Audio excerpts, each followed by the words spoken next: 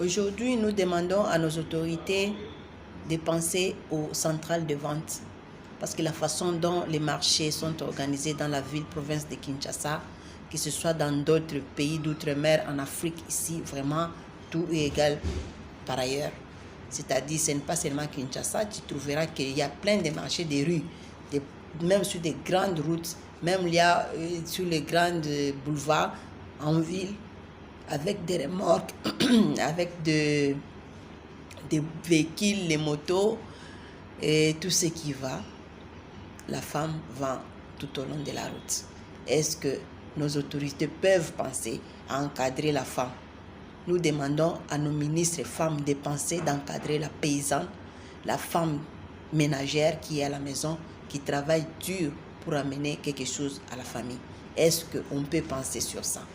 Je demande à nos autorités de penser à encadrer les femmes, faire des marchés pas trop grands, les insérer, les marchés du quartier. On n'a pas besoin de nous déplacer pour aller dans les centres-villes, aller ailleurs pour aller acheter. Non, on doit acheter à proximité, voir qu'est-ce qu'il faut faire dans les places qui sont vides où on voit plein de poubelles là-bas, nous faire des marchés couverts, vitrés, fermés ou climatisés, où on peut mettre la nourriture, conserver la nourriture et chacun vient le matin et vient vendre sa nourriture là-bas et travailler.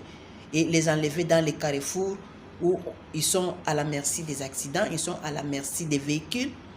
Et chaque matin, ce qui nous étonne, c'est la police qui est vraiment avec professionnalisme, qui chasse les femmes, même si ce n'est pas ta propre femme, mais c'est la femme de quelqu'un.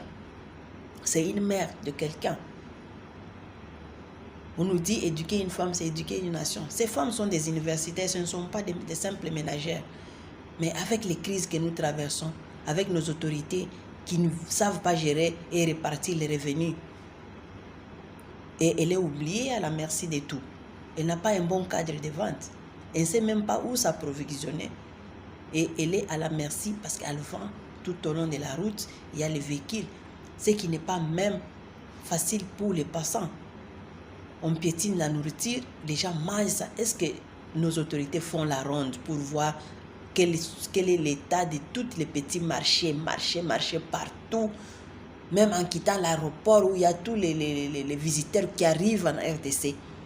Vous trouvez qu'il y a des avenues avec tous les déchets qu'on peut laisser au champ.